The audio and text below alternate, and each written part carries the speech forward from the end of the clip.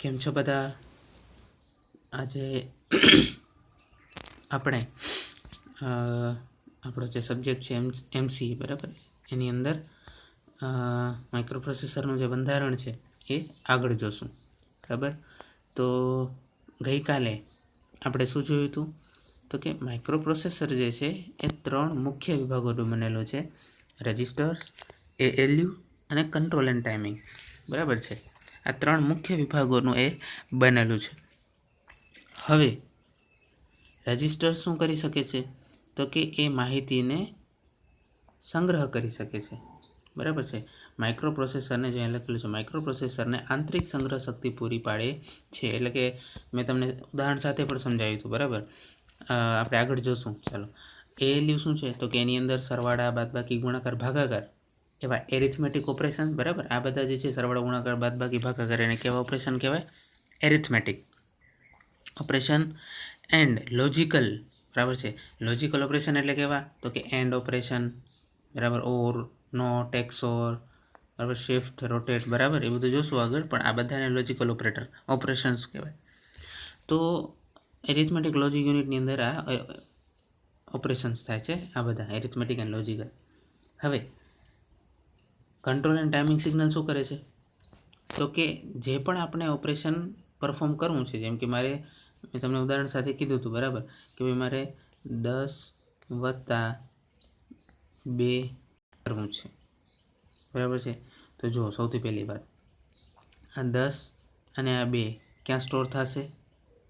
રજિસ્ટરની અંદર. બરાબર છે, પછી આ 10+2 આ સરવાળો ક્યાં પરફોર્મ થશે? એએલયુની અંદર, એરિથમેટિક લોજિક યુનિટની અંદર.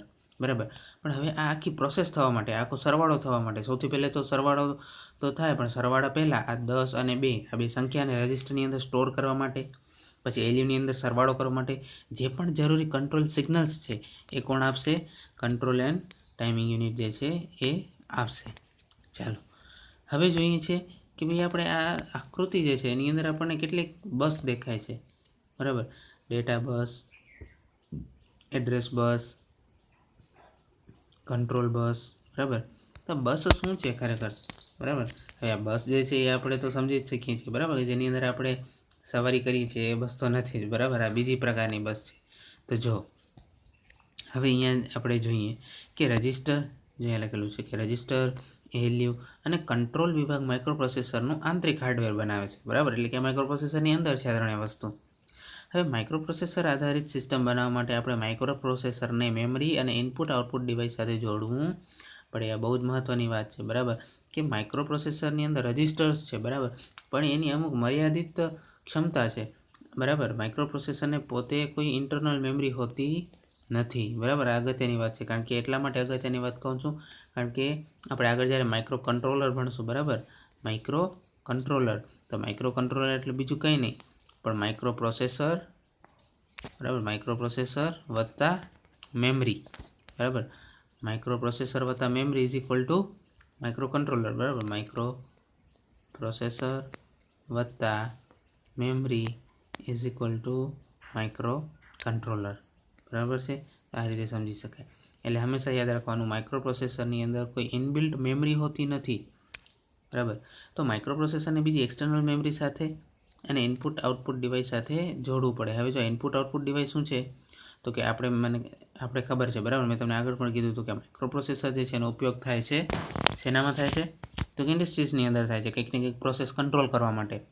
તો જો પ્રોસેસ કંટ્રોલ કરવા માટે આપણે માઇક્રો પ્રોસેસરનો ઉપયોગ કરીએ. બરાબર, સાચી વાત છે.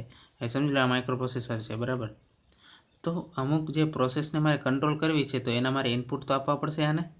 બરાબર, જેમ કે તે તાપમાન મારે કંટ્રોલ કરવું છે તો તાપમાનનો ઇનપુટ ડેટા તો આપવો પડશે. આની અંદર આપણે માઇક્રો પ્રોસેસરમાં આપણે નક્કી કરેલો છે કે ભાઈ તાપમાનથી વધારે ન જવું જોઈએ, પણ એના માટે પહેલાં રેફરન્સ માટે જોઈએ તો ખરું ને તાપમાન, કે જે બારેથી આપણે એને ઇનપુટ આપશું. તો આ હશે ઇનપુટ. પછી તો કે તાપમાન કંટ્રોલ કરવા માટે આઉટપુટમાં કંઈક એ સિગ્નલ આપશે તો એને કહેવાશે આઉટપુટ. બરાબર, તો આ ઇનપુટ અને આ આઉટપુટ એની સાથે આપણે માઇક્રો પ્રોસેસરને જોડવું પડે છે. બરાબર, માઇક્રો પ્રોસેસરને કોની સાથે જોડવું પડે છે? તો કે માઇક્રો પ્રોસેસરને જોડવું પડે છે મેમરી અને ઇનપુટ આઉટપુટ ડિવાઇસ સાથે, બરાબર છે। તો હવે માઇક્રોપ્રોસેસરને બીજા ઉપકરણો જોડવા માટે, બીજા ઉપકરણો સાથે જોડવા માટે અલગ અલગ બસ જે છે એ હોય છે। હવે બસ એટલે છે ને એ બીજું કંઈ નહીં પણ એ જેને કહેવાય ને કે વાયર જે છે એનો સમૂહ છે કે જે ડેટાને લઈ જાય છે અથવા તો લઈ આવે છે, કોઈ પણ કામ કરે છે, બરાબર। એટલે સિમ્પલી એકદમ આપણે સમજવું છે કે બસ એટલે શું। તો બસ એટલે જો વાયરોનું એવું જૂથ છે જે, એટલે આ તો ચાલો એડ્રેસ બસની આપણે વ્યાખ્યા છે, પણ બસ એટલે શું ટૂંકમાં તો કે વાયરોનું એક જૂથ છે, બરાબર, કે જે સિગ્નલ જે છે એને લઈ આવવાનું કે લઈ જવાનું કામ કરે છે, બરાબર। એટલે સિમ્પલ સમજો કે બસ એટલે શું, ફરી પાછું કહું છું, બસ એટલે વાયરોનું એવું જૂથ જે સિગ્નલને લઈ જાય છે કાં તો લઈ આવે છે, બરાબર, સિમ્પલ। તો હવે જે પ્રમાણે નામ હશે બસના એ પ્રમાણેનું કામ હશે, બરાબર છે। જેમ કે જો અહીંયા લખેલું છે એડ્રેસ બસ છે, બરાબર। તો આ એડ્રેસ બસનું કામ શું છે, તો જો એડ્રેસ બસ શું કરે છે તો કે વાયરોનું એવું જૂથ છે જે મેમરી લોકેશનનું એડ્રેસ કે પેરિફેરી ડિવાઇસનો પોર્ટ નંબર વહન કરે છે। એડ્રેસ બસમાં રહેલા કુલ વાયરોની સંખ્યા માઇક્રોપ્રોસેસર કુલ કેટલી મેમરી ઉપયોગ કરી શકશે તે નિશ્ચિત કરે છે। હવે જો એ તો આપણે પછી જોઈશું, બરાબર, કે કેવી રીતની ગણતરી છે, પણ આપણે સૌથી પહેલાં એડ્રેસ બસ સમજીએ। જો હવે જો એડ્રેસ બસ માટે શું કીધું તો કે કાં તો મેમરી લોકેશન્સ લઈ જાય છે અથવા તો જે પેરિફેરલ ડિવાઇસ છે એના પોર્ટ નંબરનો વહન કરે છે। પેરિફેરલ ડિવાઇસ એટલે શું તો કે જે એક્સટર્નલી આપણે ડિવાઇસીસ માઇક્રોપ્રોસેસર સાથે જોડ્યા છે એ। હવે સમજવા માટે કહું છું કે સમજી લો આપણું સીપીયુ છે, બરાબર, કમ્પ્યુટર હોય ઘરમાં, ઘણા કમ્પ્યુટર જોયું હશે, બરાબર, આપણે ત્યાં લેબમાં છે। તો સીપીયુની સાથે જો હું જોડું છું મોનિટર, એની સાથે જોડું છું હું માઉસ, એની સાથે જોડું છું હું કીબોર્ડ, એની સાથે જોડું છું હું સાઉન્ડ, તો આ બધા જે છે આ બરાબર, આ બધા જે છે આ સાઉન્ડ, માઉસ, આપણે કીબોર્ડ, બરાબર, મોનિટર, એ બધા જે છે એ સીપીયુ માટે પેરિફેરલ ડિવાઇસીસ કહેવાય, બરાબર, સમજો। સીપીયુ જે છે એની સાથે હું જોડું છું માઉસ, પછી કીબોર્ડ, સાઉન્ડ જોડું છું, મોનિટર જોડું છું, બરાબર, પ્રિન્ટર જોડું છું, બરાબર, પ્રિન્ટર પણ જોડું છું। તો આ દરેકે દરેક વસ્તુ જે છે, બરાબર, એ સીપીયુ માટે શું કહેવાય, પેરિફેરલ યુનિટ, એટલે કે એક્સટર્નલી કનેક્ટ કરેલી વસ્તુ, બરાબર। હવે ચાલો, હવે એડ્રેસ બસનું જરૂરિયાત શું છે સમજી લો કે આ એડ્રેસ છે, બરાબર, એડ્રેસ બસ છે, બરાબર, એની સાથે મેં એક મેમરી ચિપ જોડી છે, બરાબર। હવે મેં આ માઇક્રોપ્રોસેસરને એવો કમાન્ડ આપ્યો કે ભાઈ તારે આ 111 નંબરનો જે આંકડો છે એ તારે જઈને અહીંયા સ્ટોર કરવાનો છે। ક્યાં સ્ટોર કરવાનો છે તો કે એક્સટર્નલી જે આપણે મેમરી ચિપ જોડી છે એની અંદર, બરાબર। હજુ સિમ્પલી સમજો, તમે તમારે કંઈ પાર્સલ જે છે, બરાબર, એ તમારે તમારા બીજા મિત્રને ત્યાં કે બીજે ક્યાંય મોકલવું હોય, બરાબર, તો તમે ફેરિયાને કે ટપાલી જે છે એને એડ્રેસ તો આપવું પડે કે નહીં, જ્યાં તમને મોકલવું છે એનું। તો આ સિમ્પલ એવી જ રીતનું છે, તો કે અહીંયા એડ્રેસ બસ જે છે એ એડ્રેસનું વહન કરે છે એવું તમે કહી શકો। એડ્રેસ બસ એડ્રેસનું વહન કરે છે કે ભાઈ આ ડેટા જે છે એ ક્યાં લઈ જાવો છે અથવા તો કોઈ ડેટા ક્યાંથી લઈ આવો છે, બરાબર, ભાઈ માટે એડ્રેસની જરૂર પડે, બરાબર। કોઈ મિત્ર આપણને કંઈ મોકલે તો એને આપણું એડ્રેસ લખ્યું હશે અથવા તો ટપાલીને આપેલું હશે, બરાબર, તો જ આપણી પાસે પહોંચે ને કોઈ વસ્તુ। અથવા તો મારી કોઈ વસ્તુ મારે મિત્રને કે કોઈને મોકલવી છે તો હું ટપાલી ફેરિયાને એડ્રેસ આપીશ જ્યાં મારે પાર્સલ મોકલવું છે, બરાબર। તો આવી રીતનું છે એડ્રેસ બસ, એડ્રેસનું વહન કરે છે, બરાબર છે, કે ડેટા મારે જ્યાં મોકલવો છે અથવા તો જ્યાંથી મારે ડેટા લેવો છે, બરાબર। તો આ બંને વસ્તુ જે છે એ જ્યાંથી લેવાની છે અથવા તો જ્યાં મૂકવાની છે એનું એડ્રેસ આપણને જોઈશે, બરાબર। મેં તમને હમણાં જ કીધું કે ભાઈ મેં આની સાથે એક જોડેલી છે મેમરી ચિપ, અને મેં જે છે આ માઇક્રોપ્રોસેસરને માઇક્રોપ્રોસેસરને એમ કીધું કે 111 આ ડેટા છે, બરાબર, સમજી લો પાર્સલ છે, આ પાર્સલને તારે પહોંચાડવાનું છે આ મેમરી ચિપમાં, બરાબર। પણ હવે આ પાર્સલ તો મારી પાસે છે, પણ મેમરી ચિપનું જ્યાં સુધી મારી પાસે એડ્રેસ નહીં હોય ને ત્યાં સુધી હું આ પાર્સલને જે છે એ મોકલી શકીશ નહીં, બરાબર, ક્યાં, આ મેમરી લોકેશન ઉપર, બરાબર। તો એનો અર્થ એ છે કે કોઈ પણ જે છે મારે સમજી લો કે કોઈ મેમરી જે છે, કોઈ મેમરી એલિમેન્ટ છે એની અંદર મારે જો કોઈ ડેટા મૂકવો છે તો એ ડેટા મૂકવા માટે સૌથી પહેલાં મને ડેટા તો ચાલો જોઈશે જ, પણ એનાથી પણ પહેલાં મારે શું જોઈશે? એડ્રેસ જોઈશે, બરાબર. આ ડેટાથી પણ પહેલાં મારે એડ્રેસ જોઈશે, બરાબર. ડેટા હશે કે નહીં હોય એ ચાલશે, બરાબર, પણ પહેલાં એડ્રેસ તો જોઈશે જ, કારણ કે એડ્રેસ હશે તો જ હું મારો ડેટા જે છે એ યોગ્ય સ્થાને મોકલી શકીશ, બરાબર. આ તો ચાલો મેમરી ની વાત કરી, બરાબર. હવે પેરિફેરલ ડિવાઇસ હોય, બરાબર, જેમ કે સમજી લો કે મારે અહીંયા પ્રિન્ટર જોડેલું છે, બરાબર. મેં અહીંયા શું જોડેલું છે? પ્રિન્ટર જોડેલું છે. તો પ્રિન્ટરને પ્રિન્ટ કરવાનો કમાન્ડ મારે આપવો પડશે. તો એ કમાન્ડ પણ એક રીતે શું કહેવાય? ડેટા જ છે. તો એ કમાન્ડને મારે પ્રિન્ટર સુધી પહોંચાડવા માટે મારે પ્રિન્ટરનું શું જોઈશે?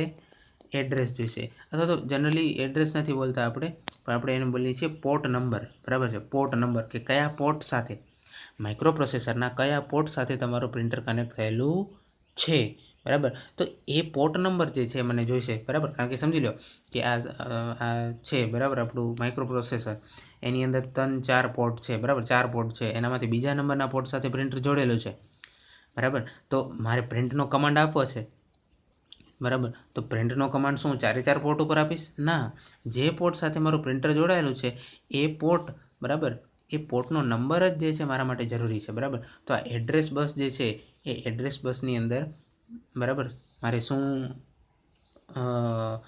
કયું એડ્રેસ મૂકવું પડશે? તો કે એ એડ્રેસ જે અથવા તો એ પોર્ટનો નંબર કે જેની સાથે પ્રિન્ટર કનેક્ટ થયેલું છે, બરાબર. તો અને તો જ મારો પ્રિન્ટનો કમાન્ડ યોગ્ય રીતે પ્રિન્ટર સુધી પહોંચશે, બરાબર. એટલે એડ્રેસ બસનું કામ છે એડ્રેસનું વહન કરવું, બરાબર છે.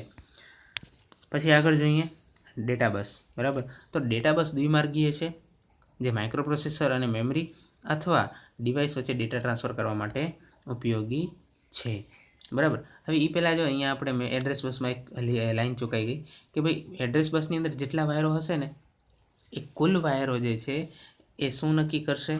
તો કે માઇક્રોપ્રોસેસર કુલ કેટલી મેમરી ઉપયોગ કરી શકશે તે નિશ્ચિત કરશે. જેમ કે જો એડ્રેસ બસ 16 બીટની હોય તો 216 એટલે કે 64 કિલોબાઇટની મેમરી જે છે એ ઉપયોગમાં લઈ શકાય છે. ટૂંકમાં કહેવાનો અર્થ એવો છે. 16 લાઇન હશે તો 64 કિલોબાઇટ, બરાબર છે, સમજાય છે. એવી રીતે 8 લાઇન હશે તો કે 2ની 8 ઘાત, 2ની 8 ઘાત કેટલી થાય? 512 કેબી થાય, સોરી 512 બાઇટ થાય, સોરી, બરાબર, હા, 512 બાઇટ. અને અથવા તો 2ની 10 ઘાત કરું તો 1024 બાઇટ એટલે કે 1 કિલો બાઇટ, બરાબર છે. તો 2ની 10 ઘાત એટલે સમજી લો કે એડ્રેસ બસની અંદર 10 વાયર છે તો 2ની 10 ઘાત એટલે કે 1 કેબી, બરાબર. 1 કેબીની મેમરી જે છે એ માઇક્રોપ્રોસેસર ઉપયોગમાં લઈ શકશે, એવી રીતે કહેવાશે. હવે ડેટા બસ શું છે? તો ડેટા બસ જે છે ડેટાની આપ લે કરે છે, બરાબર. હવે અહીંયા જોવાની વાત એ છે કે એડ્રેસ બસ હંમેશા યુનિડાયરેક્શનલ એટલે કે એક જ દિશા તરફ હોય છે, બરાબર. જ્યારે ડેટા બસ બાય ડાયરેક્શનલ એટલે કે દ્વિમાર્ગીય હોય છે. હવે આ સમજવા જેવું છે. હવે જનરલી શું છે કે હંમેશા માઇક્રોપ્રોસેસર જે છે ને એ જ જનરલી દરેક વસ્તુ જે છે એ જેને કહેવાય ને કે કરતું હોય છે, બરાબર. એટલે કે સમજી લો કે એડ્રેસ જે છે એ માઇક્રોપ્રોસેસર જ માંગી શકે, બરાબર. એડ્રેસ માઇક્રોપ્રોસેસર જ માંગી શકે બીજા પાસેથી. બીજા જે પેરિફેરલ ડિવાઇસ છે, બરાબર, જે હું આની સાથે આવી રીતના જોડીશ, બરાબર, જે પણ પેરિફેરલ ડિવાઇસ હું આ માઇક્રોપ્રોસેસર સાથે જોડીશ એ પેરિફેરલ ડિવાઇસ જે છે એ એડ્રેસ માંગી શકે નહીં, બરાબર છે. ફરીથી કહું છું, માત્ર અને માત્ર માઇક્રોપ્રોસેસર જ બીજા પેરિફેરલ ડિવાઇસ એટલે કે એની સાથે એક્સટર્નલી કનેક્ટ કરેલા ડિવાઇસ પાસેથી એડ્રેસ માંગી શકે છે, બરાબર છે. બીજા પેરિફેરલ ડિવાઇસ જે છે એની પાસેથી એડ્રેસ નહીં માંગી શકે કે ભાઈ માઇક્રોપ્રોસેસર ચાલ મને એડ્રેસ આપ, એવું નહીં કરી શકે, બરાબર. આ માઇક્રોપ્રોસેસર કોણ છે? બોસ છે, બરાબર. માઇક્રોપ્રોસેસર બોસ છે, બરાબર. તો એ હિસાબે જે છે માત્ર ને માત્ર યુનિડાયરેક્શનલ એડ્રેસ બસ એટલા માટે છે કારણ કે અહીંયા કહેવાનો અર્થ એ છે કે આ માઇક્રોપ્રોસેસર જે છે એ બીજા પાસેથી જ એડ્રેસ માંગશે, બરાબર. માઇક્રોપ્રોસેસર જ એડ્રેસ માંગી શકશે, એટલા માટે માત્ર એક જ ડાયરેક્શનમાં એડ્રેસ બસ અહીંયા દેખાડેલી છે. જ્યારે ડેટા બસમાં શું છે તો કે માઇક્રોપ્રોસેસર પેરિફેરલ ડિવાઇસને ડેટા આપી શકે છે અને પેરિફેરલ ડિવાઇસમાંથી ડેટા માઇક્રોપ્રોસેસરને મળી પણ શકે છે, બરાબર. એટલે બે રીતે જે છે ડેટાનું વહન થાય છે, બે રીતે. માઇક્રોપ્રોસેસર પણ આપી શકે છે ડેટા અને પેરિફેરલ ડિવાઇસ જે છે એ પણ ડેટા માઇક્રોપ્રોસેસરને આપી શકે છે, બરાબર છે. એટલે આ બે રીતે જે છે એ ડેટાનું વહન થાય છે. એટલા માટે ડેટા બસ આપણી જે છે એ કેટલી દિશાની છે? 2 દિશા. 2 એટલે બાય ડાયરેક્શનલ, બરાબર, દ્વિમાર્ગીય છે, બરાબર છે. અને પછી આવે છે આપણી કંટ્રોલ બસ, બરાબર. તો કંટ્રોલ બસ જે છે એ જુદા જુદા વાયરની બનેલી હોય છે, જે માઇક્રો પ્રોસેસર અને ડિવાઇસીસ વચ્ચે હેન્ડશેક સિગ્નલ તરીકે ફરજ બજાવે છે, બરાબર છે. એટલે હેન્ડશેક સિગ્નલ એટલે શું? તો કે સમજો કે જનરલી શું હોય કે ભાઈ આપણે હેન્ડશેક સિગ્નલ એટલે તમે રેડી છો ને એવી રીતનું પૂછવા માટેનું સિગ્નલ. એટલે સમજી લો કે મેં માઇક્રો પ્રોસેસર સાથે મેમરી જોડી છે. મેમરીની અંદર મારે જે છે હવે ડેટા સ્ટોર કરવો છે, બરાબર. તો ડેટા સ્ટોર કરતાં પહેલાં શું થાય કે માઇક્રો પ્રોસેસર મેમરીને એક હેન્ડશેક સિગ્નલ મોકલે કે ભાઈ મેમરી તું બરાબર તૈયાર છો ને, હું હમણાં ડેટા આવવા દઉં છું, તારે એ ડેટા તારી અંદર સ્ટોર કરવાનો છે, બરાબર. તો એવી રીતનું જે છે એ શરૂઆતની વાતચીત અથવા તો કન્ફર્મેશન માટે કે મેમરી તૈયાર છે, શેના માટે? ડેટા સ્ટોર કરવા માટે, બરાબર. તો આ કન્ફર્મેશન માટે જે છે એ કંટ્રોલ બસની જરૂરિયાત છે, બરાબર. અને આ પ્રક્રિયાને શું કહેવાય? મેમરી તૈયાર છે કે નહીં, બરાબર. મેમરી જે છે એ આના માટે શું કહેવાય, ડેટા સ્ટોર કરવા માટે તૈયાર છે કે નહીં, માઇક્રો પ્રોસેસર દ્વારા જે ડેટા મોકલવાનો છે તો એ ડેટા સ્ટોર કરવા માટે તૈયાર છે કે નહીં, બરાબર. તો એ કન્ફર્મ કરવા માટે શું કરવું પડે? તો કે હેન્ડશેક સિગ્નલ જે છે એ મોકલવું પડે. અને એ હેન્ડશેક સિગ્નલ કોણ મોકલશે? Control bus. હવે જો અહીંયા ઉદાહરણ પણ આપેલું છે કે માઇક્રો પ્રોસેસર મેમરી વાંચતી કે લખતી વખતે મેમરીને કાર્યરત કરવા માટે યોગ્ય કંટ્રોલ સિગ્નલ મોકલે છે, બરાબર. મેં તમને જે હમણાં ઉદાહરણ કીધું એ જ વાત, બરાબર. હવેના નેક્સ્ટ લેક્ચરમાં, બરાબર, આપણે આ લેક્ચર અહીંયા સુધી જ રાખીએ, બરાબર. આજે આપણે શું જોયું? 3 બસ જોઈ. ગઈકાલના લેક્ચરમાં આપણે જોયું કે માઇક્રો પ્રોસેસર મેઇન કયા 3 ભાગનું બનેલું છે. પછી આજે જોયું એડ્રેસ બસ, ડેટા બસ અને કંટ્રોલ બસ વિશે. એની અંદર ખાસ શું જોયું? તો કે એડ્રેસ બસ યુનિડાયરેક્શનલ હોય છે, ડેટા બસ બાયડાયરેક્શનલ એટલે કે દ્વિમાર્ગીય હોય છે, અને કંટ્રોલ બસ તો હેન્ડશેક સિગ્નલની આપલે માટે જ ઉપયોગ થાય છે. હવે માઇક્રો પ્રોસેસરનું જે સામાન્ય આર્કિટેક્ચર છે, અત્યારે જે આપણે જોઈએ સ્ટ્રક્ચર છે, બરાબર. ત્યારે જે આપણે એ સ્ટ્રક્ચર છે, બરાબર. આર્કિટેક્ચર જે છે આપણે આવતા લેક્ચરની અંદર જોશું, બરાબર. તો અત્યારે આપણે અહીંયા સુધી જ રાખીએ.